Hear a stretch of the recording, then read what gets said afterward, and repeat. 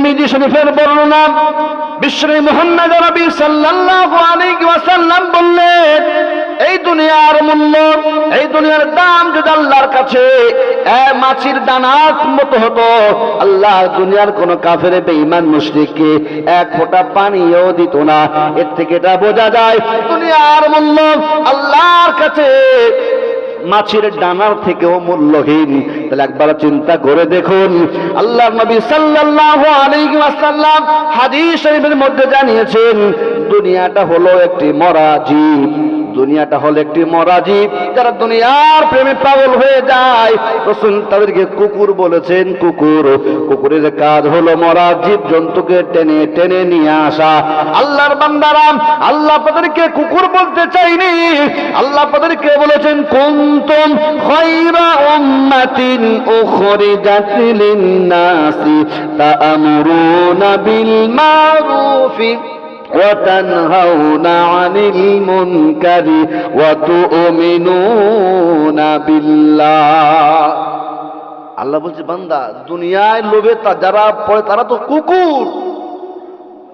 রাসূলুল্লাহ হাদিস শরীফের মধ্যে বলেছেন, দুনিয়াটা হলো মৃত জন্তুর ন্যায়, আর যারা দুনিয়ার প্রেমে পাগল হয়ে যায় তারা হলো কুকুরের ন্যায়। আল্লাহ বলছে, বান্দা আমি তোমাদেরকে অত নিকৃষ্ট বানাইনি, তোমাদেরকে আশরাফুল মাখলুকাত করেছি, সৃষ্টি সেরা করেছি। ও বান্দা, তোমার সিফাত তো এমন হতে পারে না, তোমার মর্যাদা তো এমন হতে পারে না। আমি আল্লাহ তোমার মর্যাদা সবচেয়ে উপরে করেছি, আর বান্দা তোমার কার্যকলাপ দিয়ে প্রমাণ করে দেখিয়ে দিচ্ছ আল্লাহ আপনি আমাকে যে শ্রেষ্ঠত্ব দান করেছেন, ওই শ্রেষ্ঠত্ব আমি চাই না, বরং নিকৃষ্ট কুকুরের মতো ওইভাবে জীবন যাপন করতে চাই। আমার দিনদার ইমানদার বাবাজি ভাইয়েরা, দুনিয়া ক্ষণস্থায়ী জীবন যদি পেয়ে এত বাহাদুরি, এত রাহাজানি, এত পয়সার বল, এত বংশের বল, এত বাহুবল দেখিয়ে বেড়াচ্ছি, যদি এক্ষুনি যদি আমার ডাক চলে আসে, আজরাইল যদি এসে বলে আমাকে জান কবজ করে নিয়ে যায়, আমার সব কিছু বেকার হয়ে যাবে। ওই জন্য সব কিছু দূরে রেখে দেন, আল্লাহর ভয় অন্তরে জায়গা করুন। আল্লাহর ভয় যদি অন্তরে থাকে, শুধু এই দুই জগতে নাই, বরং উভয় জগতে আপনার জন্য আল্লাহ রাব্বুল আলামিন জান্নাতের ব্যবস্থা করবেন। সূরাতুর রহমান আল্লাহ রাব্বুল আলামিন বললেন, ওয়ালিমান খাফা মাকামা রাব্বিহি জান্নাতান। যে বান্দা আমি আল্লাহ আমার ভয় তার অন্তরে জায়গা দিয়েছে, সদা সর্বদা আমি আল্লাহ আমার ভয় করেছে, দুনিয়ার প্রান্তে যেখানে থাকুক না কেন, মসজিদে যখন মুয়াজ্জিন আযান দিয়েছে, আমার বান্দা আমার ভয়ে ওই মসজিদে গিয়ে নামাজ আদায় করেছে, দুনিয়ার যে কোনো প্রান্তে গুনার কাজ হোক না কেন, ওই বান্দা গুনার কাজে ধাবিত হয়েছে। যখনই আমি আল্লাহ আমার কথা মনে পড়ে গেছে, ওই বান্দা গুনাহ থেকে বেঁচে চলে এসে মসজিদে গিয়ে নামাজ আদায় করেছে, গুনাহ থেকে বাঁচতে পেরে আল্লাহ শুকরিয়া আদায় করেছে। ওই বান্দাদের ডেকে আল্লাহ বললেন, ও বান্দা তোমার জন্য একটি নয় দুইটি জান্নাত আমি আল্লাহ রেখেছি। ইবনে হাজার আসকালানী রাহমাতুল্লাহ আলাইহি এই জান্নাতের ব্যাখ্যায় তিনি ইবনে মাজাহ শরীফের হাদিসের টিকায় তিনি লিখেছেন, জান্নাতের ব্যাখ্যা রাসূল সাল্লাল্লাহু আলাইহি ওয়াসাল্লামের একজন উম্মত তিনি লিখেছেন, 70 থেকে 72 বছর যদি কোনো মানুষ পথ চলতে থাকে, এতটা দূরত্বের থেকেও বেশি আরো আয়তন আমার আল্লাহর দয়ার জান্নাত। জোরে বলি সুবহানাল্লাহ। দুনিয়ার পাগল হয়ে যাচ্ছ?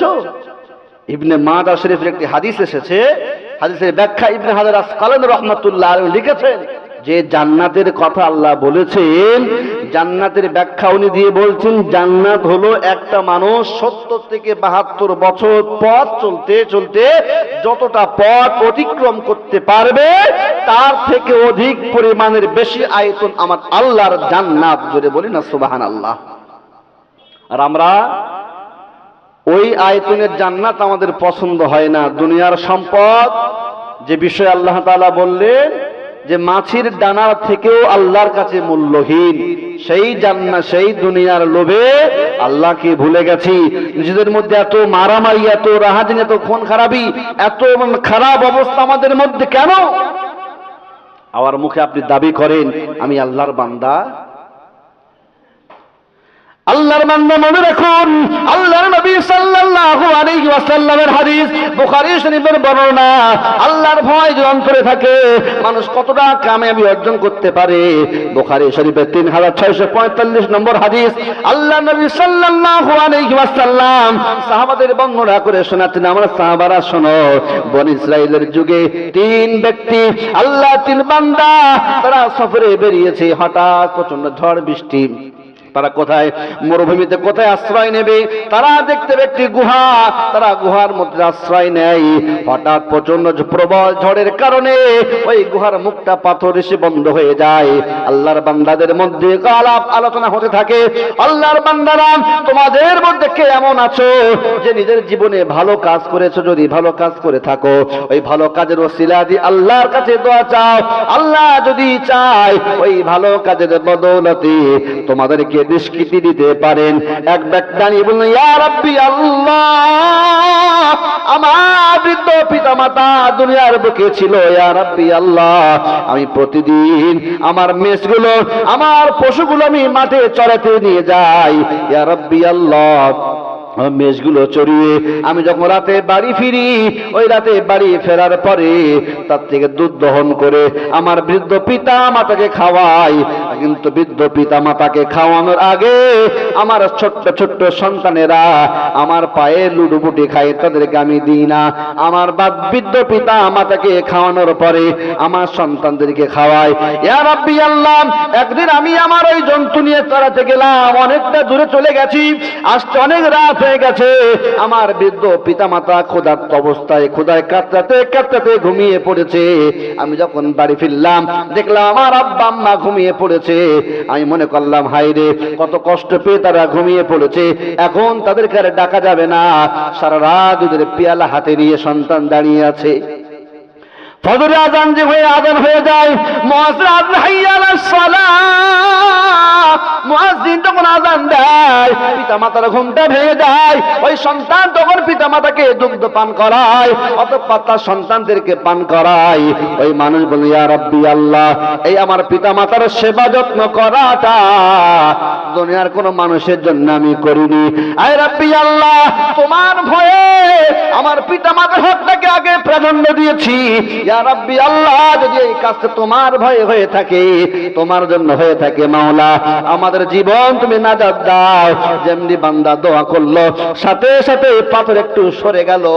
আল্লাহর অপর বান্দা আবার দোয়া করতে শুরু করলো, আয় রাব্বি আল্লাহ, আমি মালিক ছিলাম, দুনিয়ার মালিক ছিলাম, আমার আন্ডারে একটি শ্রমিক কাজ করেছে, কাজ করার পরে তার পারিশ্রমিক নিয়ে যেতে ভুলে গেছে, হঠাৎ সে চলে গেছে।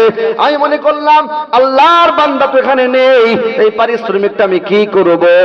ওই জন্য আমি কি করলাম, ওই পারিশ্রমিক ওই সমস্ত ধান শস্য নিয়ে আমি মাঠে আবার ছড়িয়ে দিলাম। তার থেকে গাছ শুরু হয়ে গেল, আবার ফসল হলো। অনেক উৎপন্ন হওয়ার পরে অনেক পশু ক্রয় করলাম, সম্পদ অনেক বাড়িয়ে দিলাম। আয় রাব্বি আল্লাহ, আমি সর্বশেষে কি করলাম? আল্লাহ আমার সেই শ্রমিক একদিন এসে বলছে, আমার মালিক আমার পারিশ্রমিকটা বুঝিয়ে দেন। ওই সময়তেই আমি বললাম, ও ভাই, ওই দেখো, ওই সমস্ত পশু দেখছো, সম্পদ দেখছো, সব তোমার, তুমি নিয়ে যাও। আল্লাহর বান্দা বললেন, আমার মালিক আমার সঙ্গে ঠাট্টা করবেন না, আমার সঙ্গে বিদ্রুপ করবেন না। আল্লাহর বান্দা বললেন, ভাই না না, তোমার সঙ্গে ঠাট্টা বিদ্রুপ আমি করছি না, তামাশা করছি না। তুমি যে সম্পদগুলি রেখে গেছিলে, ওই সম্পদগুলো আমি কাজে লাগিয়ে তোমার সম্পদকে আমি আরো বৃদ্ধি করেছি। এই নাও তোমার আমানত, তুমি নিয়ে যাও। ওই আল্লাহর বান্দা শ্রমিক তার সমস্ত তার পারিশ্রমিকগুলো নিয়ে চলে গেল। আল্লাহর হাত ধরে বলল, রাব্বি আল্লাহ, আমি কাজটি তোমার ভয়ে করেছি, দুনিয়ার মানুষ আমাকে দেখতে পেত না, ওকে ফাঁকি দিলে কারো জবাবদিহি করতে হতো না।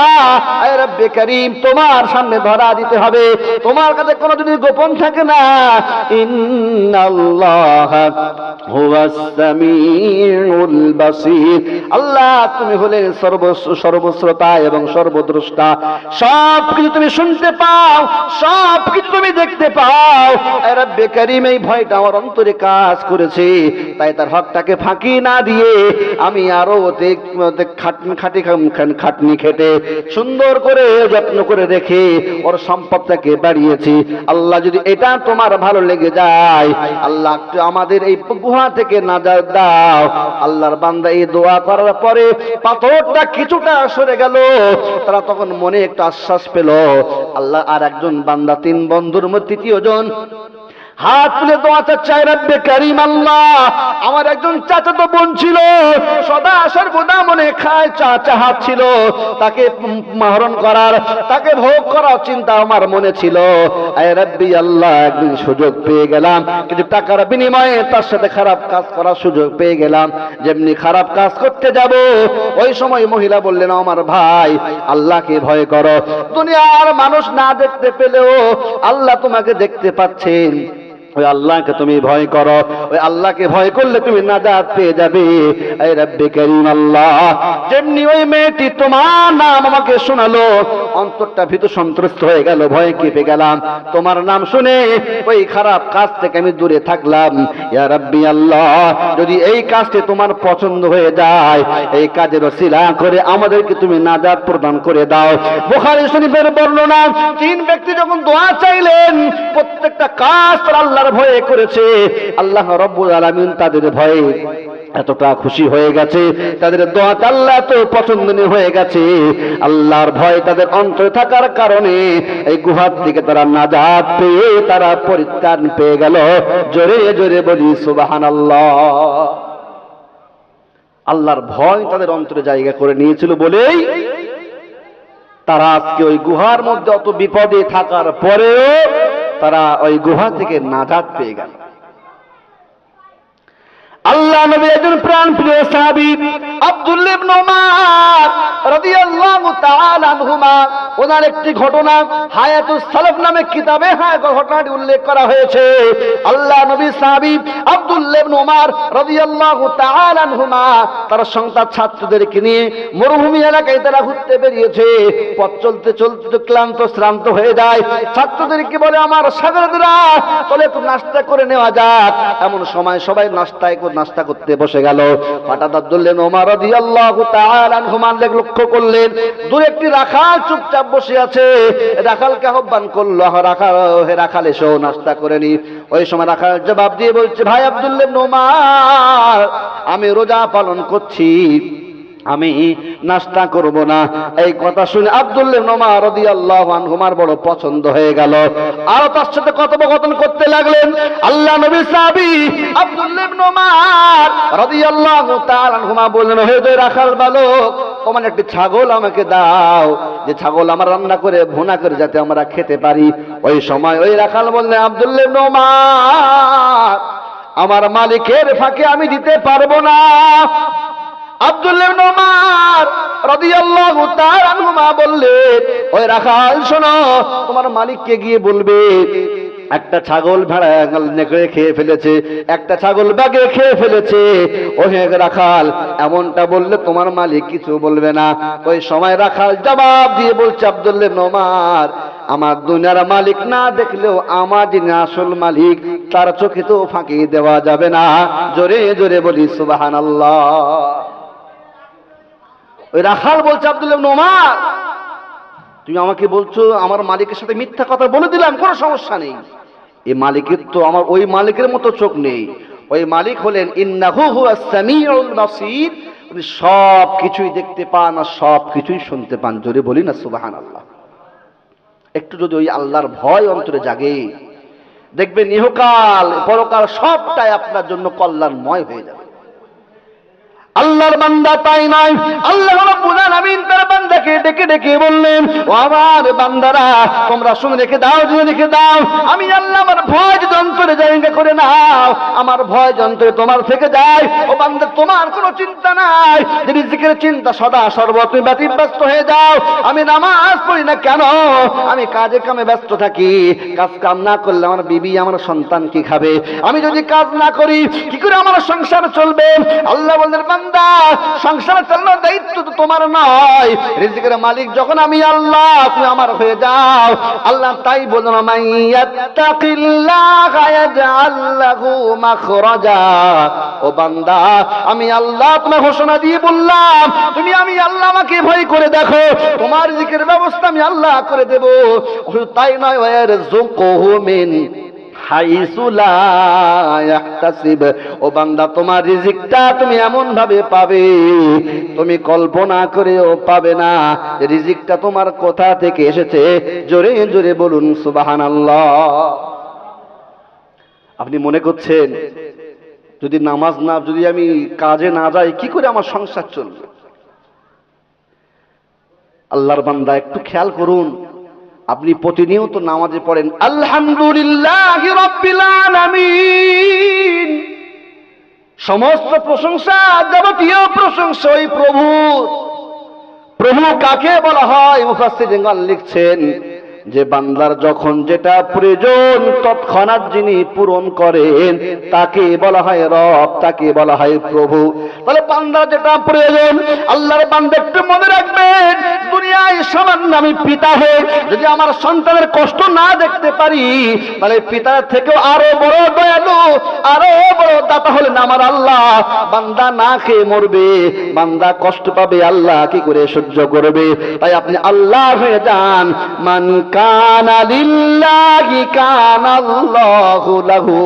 আপনি যদি আল্লাহ হয়ে যান, আল্লাহ আপনার হয়ে যাবে। আল্লাহ আপনার হয়ে গেলে আল্লাহর মাখলুক আপনার হয়ে যাবে।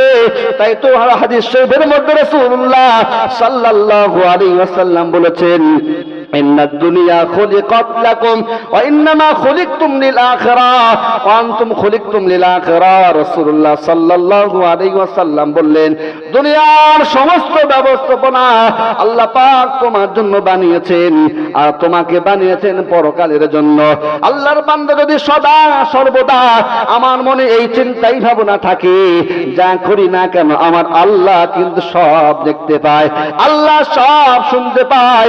রাতের আধারে গুনার কাজ আপনি করছেন, মনে করছেন দুনিয়ার কোনো মানুষ তো আমাকে দেখতে পায় না, দুনিয়ার কোনো পশু আমাকে দেখতে পায় না, আমি সবার চোখে ফাঁকি দিয়ে গেলাম। আসলে প্রকৃত আপনি বোকা। যেমন সাপ কি করে, কোন গর্তের মধ্যে মুখ ঢুকিয়ে দিয়ে সাপ বলতে থাকে, আমি কাউকে দেখতে পাই না, মানে কেউ আমাকে দেখতে পায় না। সাপ মাথা ঢুকিয়ে দিয়ে সারা দেহটা তার বাইরে, তখন সাপ মারা পড়ে যায়। তার কারণ হলো ও সাপ বোকার পরিচয় দিয়ে বলতে চায় যে গর্তের মধ্যে মাথা যখন ঢুকিয়ে দিয়েছি, আমি যে কাউকে দেখতে পাই না, কেউ আমাকে দেখতে পায় না। সাপ এমনটাই ভেবে চুপচাপ থাকে আর মানুষের হাতে মার খেয়ে মারা পড়ে। আল্লাহর বান্দা, আপনাকে আল্লাহ সাপ করে অত বোকা করে পাঠাইনি, আপনাকে কুনতুম খায়রা উম্মাতিন উখরিজাত লিন-নাসি তা'মুরুনা বিল মারুফি ওয়া তানহাউনা আনিল মুনকারি ওয়া তু'মিনুনা বিল্লাহ। আল্লাহ আপনাকে আশরাফুল মাখলুকাত উম্মতের মধ্যে শ্রেষ্ঠত্ব দান করেছেন, যাতে করে তার সাদের বান্দাকে কেউ নিচে নামাতে না পারে, অর্থাৎ মর্যাদার কোনো ঘাটতি কেউ না করতে পারে।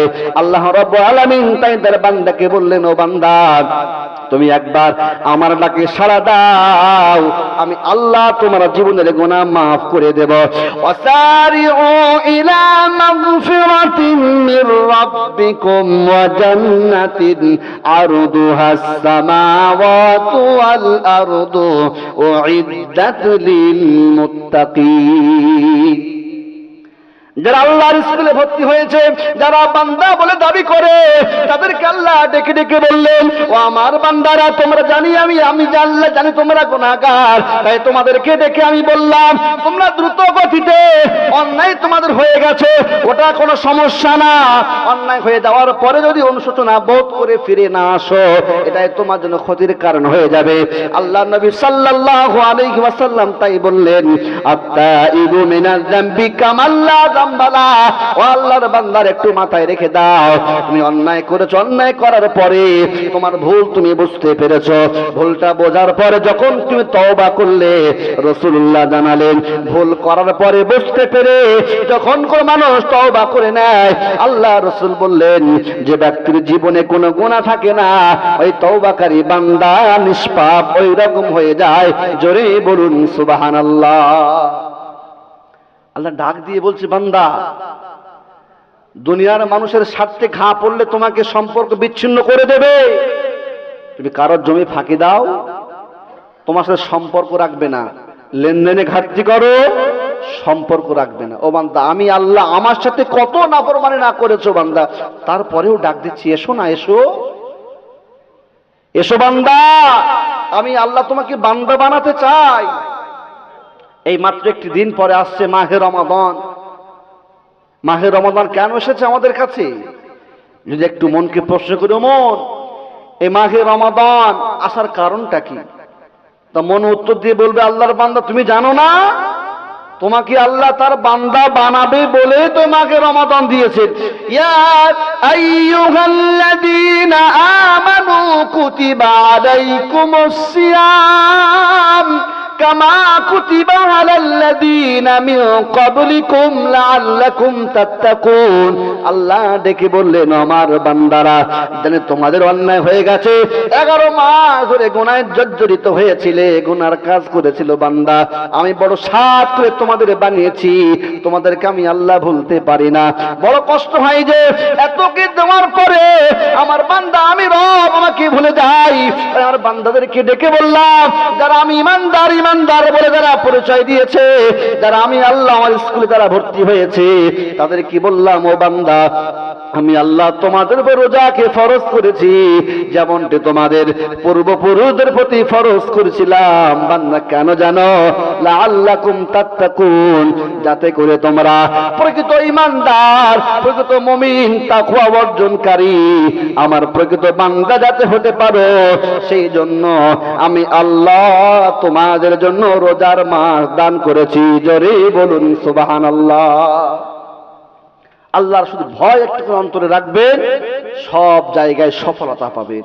আপনি মনে করছেন তাই তো শুধু আল্লাহ আল্লাহ করলে তো আমার হবে না, আমার কি সংসার কি করে চলবে? ইমাম সাহেব যদি গিয়ে বলে, ভাই চলেন নামাজ পড়তে যায়, আরে ইমাম সাহেব রাখেন তো, সবসময় নামাজ নামাজ, সংসার কি আপনি চালাবেন? ওই বান্দাদের জন্য আল্লাহ বলছে কি সুন্দর করে, ও বান্দা একটুখানি শোনো, ইন্নাল্লাযীনা ক্বালু রাব্বুনাল্লাহ সুম্মা ইসতাকামু তাতানাজ্জালু আলাইহিমুল মালাইকাতু আল্লা তাখাফু ওয়া লা তাহজানু ওয়া আবশিরু বিল জান্নাতিল্লাতী কুনতুম তুআদুন। ও বান্দা তোমরা শোনো, আমি আল্লাহ আমার গাফিল বান্দাদের জন্য বললাম, অলস বান্দাদের জন্য বললাম, আমি আমার সমস্ত বান্দাদের দিকে লক্ষ্য করে বললাম, ইন্নাল্লাযীনা ক্বালু রাব্বুনাল্লাহ, যারা মনে প্রাণে বিশ্বাস করে নিয়েছে আল্লাহ আমাদের রব, আল্লাহ আমার প্রভু, আল্লাহ ছাড়া কোনো যাওয়ার জায়গা নাই। আল্লাহ বলে দিয়েছেন, ইয়া মাশারাল জিন্নি ওয়াল ইনসি ইন ইসতাতাতুম আন তানফুযু মিন আকতারিস সামাওয়াতি ওয়াল আরদ। ও আমার বান্দারা, তোমাদের মধ্যে কি কারোর ক্ষমতা আছে যে আমি আল্লাহ আমার রাজত্ব থেকে বেরিয়ে যাবে? যাও যাও, চলে যাও। আল্লাহ বলেন, ফানফুযু, যাও চলে যাও, লা তানফুযুনা ইল্লা বিসুলতান। ও বান্দা, হাজার চেষ্টা করলেও আমার রাজত্ব থেকে বার হতে পারবে না। তাই বলি বান্দা তুমি সুন্দর মনে মনে করে ও বান্দা সুন্দরভাবে আমি আল্লাহ আমার বাণী শ্রবণ করো। তোমার মনে প্রাণে যদি একবার বিশ্বাস হয়ে যায় আল্লাহ আমার প্রভু, ও বান্দা তারপরে শোনো আমি আল্লাহ তোমার জন্য কত সুন্দর পুরস্কার রেখেছি। যখন মনে প্রাণে মেনে নেবে আল্লাহ আমার প্রভু এবং এটাই মেনে সদা সর্বদা জীবন যাপন করবে। মসজিদের মধ্যে যেমন তুমি ভাবো এই মসজিদ পবিত্র জায়গা, এর মধ্যে কটু কথা বলা যায় না, এর মধ্যে বিড়ি খাওয়া যায় না, এর মধ্যে বাদী ব্যবহার করা যায় না। ও বান্দা একবার মনে রাখা দরকার শুধু আল্লাহ মসজিদের মধ্যে থাকে না, আল্লাহ হলেন সর্বত্র বিরাজমান। আল্লাহ সব জায়গায় থাকেন। তিনি যেমন মসজিদের মধ্যে দেখেন বাইরেও তেমনটা দেখে। যদি কোনো বান্দা একবার মনে করে নাই মসজিদে আমার আল্লাহ রয়েছে, বাইরেও আল্লাহ রয়েছে, আল্লাহ তার জন্য বললেন তাতানাজ্জালু আলাইহিমুল মালাইকা, আসমান থেকে রহমতের ফেরেশতা অবতরণ করে বলবে আল্লাহ তাখাফু ওয়ালা তাহজানু, ও আমার বান্দারা ভয় করো না, দুঃখ পেও না। তাতানাজ্জালু আলাইহিমুল মালাইকাতু আল্লা তাখাফু ওয়ালা তাহজানু ওয়াবশিরু বিল জান্নাতিল্লাতী কুনতুম তুআদুন। ও আল্লাহর বান্দা ভয় পেও না, দুঃখ পেও না, তোমাদের সঙ্গে আমার আল্লাহ যে জান্নাতের ওয়াদা করেছেন ওই জান্নাতের সুসংবাদ তোমরা গ্রহণ করো, অর্থাৎ তোমরা জান্নাতি হয়ে গেলে। জোরে বলুন সুবহানাল্লাহ। তারপরে ফেরেশতারা বলছেন নাহনু আউলিয়াউকুম ফিল হায়াতিদ দুনিয়া ওয়া ফিল আখিরাহ। ও আল্লাহর বান্দারা দুনিয়ায় থাকা অবস্থায় আল্লাহকে আল্লাহ বলে মেনে নিয়েছিলে। তুমি দেখেছো তোমার পাশের বাড়ি একজন লোন নিয়ে ঘুষ দিয়ে 4 চাকা কিনেছে, 2 চাকা কিনেছে, তোমার পয়সা নেই, তুমি লোনের ধারে পাশে যাওনি, তোমার পয়সা তুমি সুদ খাওনি, হারাম পথে তুমি যাওনি, হালাল পথে টিকেছিলে, ওই অবস্থায় অটল ছিল বান্দা। দুনিয়ার কোন আরামায়েশ যখন তুমি পাওনি, কষ্টের মধ্যে ছিলে, আল্লাহর ফেরেশতারা বলল আল্লাহর বান্দা যখন তুমি দুনিয়ায় কষ্টের মধ্যে ছিলে আমরা তখন তোমার সাথে ছিলাম, এখন তুমি জান্নাতি হবে, এখন তোমার সাথে আমরাও থাকবো। তারপর আল্লাহ নাহানু আউলিয়াউকুম ফিল হায়াতিদ দুনিয়া ফিল আখিরাহ ওয়া লাকুম ফিহা মা তাশতাহি আনফুসুকুম ওয়ালাকুম ফিহা মা তাদউন নুজুলাম মিন গফুরির রহিম। আল্লাহ রাব্বুল আলামিন বলবেন ওই সময় ফেরেশতারা তাদেরকে সুসংবাদ দিয়ে বলবেন যে জান্নাত ইচ্ছা তোমরা সেখানে চলে যাও, আল্লাহ তোমাদের নিজে মেহমানদারি করবে। নুজুলাম মিন গফুরির রহিম। দুনিয়া থাকা অবস্থা আল্লাহর ভয় অন্তরে জায়গা দিয়েছিলে, আল্লাহকে আল্লাহ বলে সর্ব জায়গায় মেনেছিলে, গুনাহ থেকে বিরত নিজেকে রেখেছিলে। তাই তোমাদেরকে ঘোষণা দিয়ে বলা হলো আজকে তোমাদের মেহমানদারির ব্যবস্থা আমার আল্লাহ স্বয়ং করবেন। জোরে জোরে বলি সুবহানাল্লাহ। এখন যদি আমাদের বলা হয় যে আমাদের রাজ্যের প্রধান মুখ্যমন্ত্রী মমতা ব্যানার্জি আমাদেরকে দাওয়াত করেছে পাতিখালীর মানুষদেরকে, বিরাট খাওয়া দাওয়া আয়োজন, তা তখন মনে হবে যে যেদিন আর কার্ড পাঠায় যে কার্ড পাঠিয়েছে অমুক অমুক মানুষ আব্দুল গফফার, আব্দুর রহিম, আব্দুল সাত্তার বলে কার্ড পাঠিয়েছে, তখন মনে হবে সত্যি মুখ্যমন্ত্রী আমাকে দাওয়াত করেছে, বিরাট ব্যাপার। আরে ও তো দুনিয়ার মুখ্যমন্ত্রী, একটা রাজ্যের মুখ্যমন্ত্রী, কিন্তু তোমার মালিক একটা রাজ্য তো নয়। আপনি বলেন আলহামদুলিল্লাহ রাব্বিল আলামিন। সমগ্র জগৎ যার নিশ্চয়তা নেই কতটা তার আয়তন, সমগ্র জাহানের মালিক যিনি, ওই প্রভু তার বান্দাদের ইনভিটেশন পাঠিয়েছে, দাওয়াতের কার্ড পাঠিয়েছে। আল্লাহু ইয়াদউ ইলাল জান্নাতি ওয়াল মাগফিরাতি বিইذনি। ও আমার বান্দা আমি তোমাদেরকে আহ্বান জানাচ্ছি, তোমাদেরকে দাওয়াত দিয়েছি, যারা তোমরা আমি আল্লাহ আমার দাওয়াতে লাব্বাইক দেবে, যারা আমি আল্লাহ আমারটাকে সাড়া দেবে, তাদের জন্য বললাম ও বান্দা আমি আল্লাহ আমারটাকে যদি তোমরা সাড়া দাও, আমার মেহমানদারিতে তোমরা যদি সাড়া দাও, আমার আহ্বানে যদি সাড়া দাও, ও বান্দা তোমার জীবনের গুনাহগুলি মাফ করে দিয়ে তোমার দয়া আমি আল্লাহ আমার দয়ার জান্নাত তোমাকে দিয়ে বান্দা তোমাকে ধন্য করে দেব। জোরে জোরে বলুন সুবহানাল্লাহ। দুনিয়ার কোনো বড় মানুষ যদি আমাকে দাওয়াত করে কত আনন্দ হয়। সমগ্র শুধুমাত্র কয়েকটি রাজ্যের ক্ষমতার পাওয়ার রাখে, নরেন্দ্র মোদী যদি আমাকে দাওয়াত করে বড় আনন্দ হবে। কোন সম্ভ্রান্ত মানুষ যদি আমাকে দাওয়াত করে কত আনন্দ হবে। তখন মনে হবে হায় রে আমি এত গরিব তারপরেও আমাকে দাওয়াত করেছে। এরকম মনে হবে। কিন্তু বাবা, আমার আল্লাহ যে আমাকে দাওয়াত অলরেডি করেই রেখেছে এটা তো আমি জানি না। আর জান্নাতের এমন ব্যবস্থাপনা জান্নাতে রয়েছে, হাদিস শরীফের মধ্যে এসেছে যে কোন মানে চোখ জীবনে তা দেখেনি জান্নাতের এমন ব্যবস্থাপনা রয়েছে। দুনিয়ার কোনো কান ওই জান্নাতের এত বর্ণনা দুনিয়ার কোনো কান শোনেনি। এমন কোন তোমার অন্তর দই জান্নাত যে কেমন হবে কোনো মানুষের অন্তর বিশেষ চিন্তা করে সেই পর্যন্ত পৌঁছাতে পারেনি, এমন জান্নাত হবে। আল্লাহর প্রিয় বান্দারা, একটু মাথায় রাখতে হবে, দুনিয়ার জীবন, আমি দুনিয়ার জীবন পেয়ে ওই আল্লাহ কি ভুলে গেছি? বুখারী শরীফের বর্ণনা এসেছে যে কিয়ামতের দিন আল্লাহ এত দয়াবান হবে, ঠিক বান্দার গায়ে এরকম রহমতের হাত দিয়ে বললো, ও বান্দা, তুমি অন্যায় করেছিলে না, গুনাহ করেছিলে তো, তখন চুপচাপ থাকবে। আল্লাহ বড় গোনাগুলো দেখাবে না, ছোট ছোট গোনার দিকে যেই বলবে বান্দা এই অমুক গোনাগুলো তোমার না, দেখবেন কি হয়, আমাদের বাচ্চারা যখন অন্যায় করে খুব মেজাজ নিয়ে বললে কিন্তু ওরা স্বীকার করতে চায় না। যদি ভালোবেসে বলা হয় তুমি করে ফেলেছো তো, তাহলে হ্যাঁ হ্যাঁ আমি করে ফেলেছি। ঠিক তেমন আল্লাহ রহমতের হাত দিয়ে বলে, বান্দা ওইটা করে ফেলেছিলে না? বলে হ্যাঁ আল্লাহ করে ফেলেছিলাম। তা আল্লাহ বলে, যা তুমি ওই ভুল করে যখন করে ফেলেছিলে, যাও ও গোনাগুলো আমি আল্লাহ নেকিতে পরিবর্তন করে দিলাম। জোরে বলুন না সুবহানাল্লাহ। তখন মনে পড়বে আল্লাহ আরো বড় বড় গোনা আছে আমার, যদি পরিবর্তন করে দেয়। বান্দা তখন মনে মনে করবে আল্লাহ আরো তো বড় বড় গোনা আছে, যদি একটু মনে করে দিন আল্লাহ দিত, তাহলে সেগুলো পরিবর্তন সব নেকি হয়ে যেত। আল্লাহর এত দয়া। একটু ভেবেছেন, যদি আপনি বাড়িতে গিয়ে দেখেন যে আপনার ছেলে খারাপ কাজে লিপ্ত, আপনার স্ত্রী খারাপ কাজে লিপ্ত, আপনার মেয়ে খারাপ কাজে লিপ্ত, আপনার কত কষ্ট হবে। তাহলে আমার আল্লাহ সব কিছু দেখতে পান, তো সব কিছুই দেখতে পান, সব কিছু শুনতে পান, তাহলে আমার আল্লাহর কতটা কষ্ট হয় একটু ভাববার বিষয়। এক সাহাবী রাসূলুল্লাহ সাল্লাল্লাহু আলাইহি ওয়াসাল্লামের কাছে এসে বলে, ইয়া রাসূলুল্লাহ, আমি জিনা করতে চাই। সঙ্গে সঙ্গে সাহাবীরা উদ্যত হয়ে গেলেন, সাহস কি? রাসূলুল্লাহর সামনে এসে বলছে আমি জিনা করতে চাই। ভাই যা বসো বসো বসে। বাবা শোনো, যদি তোমার মেয়ের সাথে কেউ জিনা করে, ইয়া রাসূলুল্লাহ আমার মেয়ের সঙ্গে জিনা করবে, এত বড় সাহস কার? তার গর্দান কেটে ফেলবো।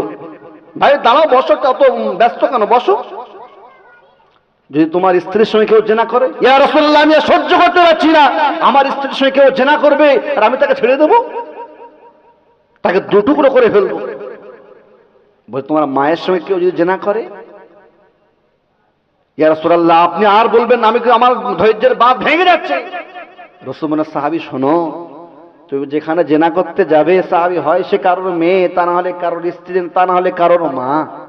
সঙ্গে সঙ্গে সাহাবীর মাথা নত হয়ে ঝরঝর ঝরঝর করছে, ইয়া রাসূলুল্লাহ, ইয়া হাবিবাল্লাহ, হুজুর হুজুর এইরকম বোঝানো আমাকে কেউ আগে বোঝায়নি, যদি আজকে কেউ আমাকে বোঝাতো, ইয়া রাসূলুল্লাহ আমার মনে এই জিহাদের তামান্না আর আসতো না, এই জিনা করার ইচ্ছা আমার মনে আর জাগতো না, এই শয়তানির চিন্তা ভাবনা আমার মনে আসতো না।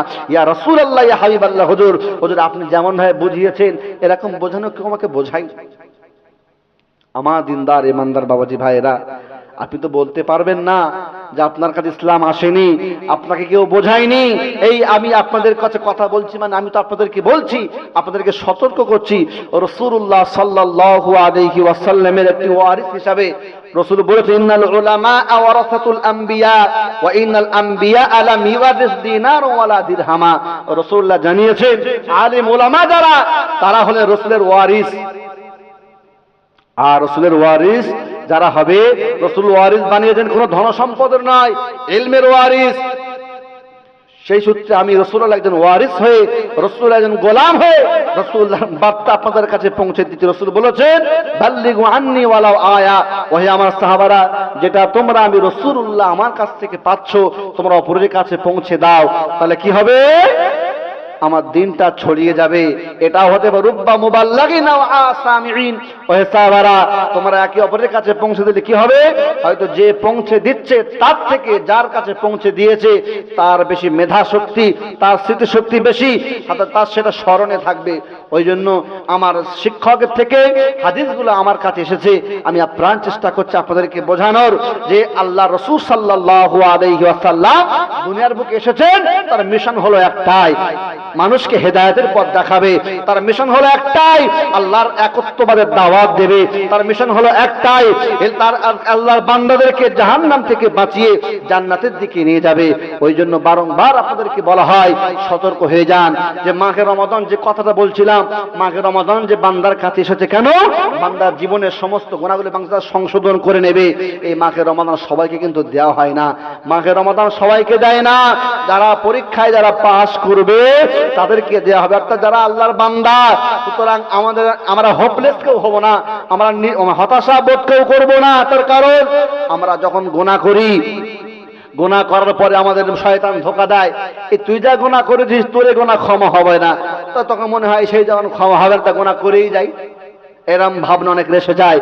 ওই জন্য একদম চিন্তা ভাবনা না করে আল্লাহ রাব্বুল আলামিন মাহে রমাদান আমাদেরকে দিয়েছেন এই কারণেই, যাতে করে বান্দা কারো মাস গুনাহে জর্জরিত হয়েছিল, এই একটি মাহে রমাদান বান্দাকে দেব। আর আমার বান্দা এই মাহে রমাদানকে সুন্দরভাবে সাজিয়ে গুছিয়ে ইবাদত করে অতিবাহিত করবে। আল্লাহ আল্লাকুম তাত্তাকুন, তারা মুত্তাকি ঈমানদার হয়ে যাবে। আর শুধু এই নয়, হাদিসে কুদসিতে আল্লাহ তাআলা বলেছেন আস-সাওমু লি ওয়া আনা আজজি বিহি, এই রোজা আমার বান্দা সমস্ত আমল করে বান্দা নিজের জন্য, আর রোজা বান্দা করে আমি আল্লাহ আমার জন্য। জোরে বলি না সুবহানাল্লাহ। আর রোজার বদলা আমি আল্লাহ নিজে দিয়ে থাকি। সুতরাং আমাদের প্রত্যেককে মনে রাখতে হবে, আমরা মুসলমান হয়েছি, আমাদের উপর রোজা ফরজ হয়ে গেছে। যদি রোজা রাখতে রাখতে জীবন চলে যায় তাও যাবে, আল্লাহর জন্য করব। মান কানা লিল্লাহি কানাল্লাহু লাহু, আমি যদি আল্লাহর হয়ে যাই আমার আল্লাহ আমার হয়ে যাবে। আর আমি যখন আল্লাহর হয়ে যাব, আল্লাহ তখন বলবে ইয়া আইয়াতুহান নাফসুল মুতমাইন্নাহ ইরজিই ইলা রাব্বিকি রাদিয়াতাম মারদিয়া ফাদখুলি ফি ইবাদি। ও হে আমার আল্লাহর বান্দা, তখন বলবে আল্লাহ বলবে হে প্রশান্ত আত্মা, তোমার রবের দিকে অগ্রসর হও, রব যেদিকে খুশি সেই দিকে এসো। তুমি এখন তুমি প্রকৃত তার বান্দা হয়ে গেলে। অর্থাৎ আল্লাহ বলে ফাদখুলি ফি ইবাদি, এখন তুমি আমার বান্দা হয়ে গেছো, ওয়াদখুলি জান্নাতি, এবং তুমি জান্নাতে প্রবেশ করো। ওই জন্য আমরা প্রত্যেকের কাছে আবেদন জানাবো, আমরা নিজেদেরকে আল্লাহর বান্দা ভাবতে পেরে যেন গর্ববোধ করি। অর্থাৎ আমি যেন আল্লাহর বান্দা হতে পারি। আল্লাহ যদি আমাকে বান্দা বলে মেনে নেয়, এটাই আমার জীবনের সব থেকে বড় সফলতা। আল্লাহর কাছে এই কামনা সদা সর্বদা আমরা করব, তিনি যেন আমাদেরকে তার বান্দা রূপে বিবেচিত করেন। আল্লাহ আমাদেরকে তৌফিক দেন তার বান্দা হওয়ার। আমরা সকলেই বলি আল্লাহুম্মা আমিন। আল্লাহ আমাদের শোনা এবং বলার থেকে বেশি বেশি আমল করার তৌফিক আল্লাহ তাআলা প্রদান করেন। আল্লাহ তৌফিক দেন। আমরা প্রত্যেককে আবারও বলি আল্লাহুম্মা আমিন। যদি বলার মধ্যে কোনো রকম ভাষা ত্রুটি হয়ে থাকে ক্ষমার নজরে দেখবেন, এবং প্রত্যেকে আমাদের সবার জন্য দোয়া করবেন, আল্লাহ যেন প্রত্যেককে তার প্রকৃত বান্দা হওয়ার তৌফিক আল্লাহ তাআলা প্রদান করেন। আমরা আবারও বলি আল্লাহুম্মা আমিন। আমরা মহব্বতের সঙ্গে দরুদ শরীফ পড়ব। তার আগে আমি বলি, আমার শ্রদ্ধেয় মামাজান জনাব মাওলানা কারি মুফতি মুঈনুদ্দিন আমিনী সাহেব সুন্দর ওয়াজ নসিহত করেন। তো প্রিয় বাবাজি ভাইয়েরা, যারা এখনো পর্যন্ত বাজারে ঘুরে অযথা সময় নষ্ট করছেন, তাদের কাছে আমি আহ্বান জানাবো, গুটি গুটি পায়ে জান্নাতের বাগানে আপনারা চলে আসেন এবং অশেষ নেকির হকদার যাতে আপনারা হতে পারেন সেই চেষ্টা আপনারা করুন। মহব্বতের সঙ্গে দুরূদ আল্লাহুম্মা সাল্লি আলা সাইয়্যিদিনা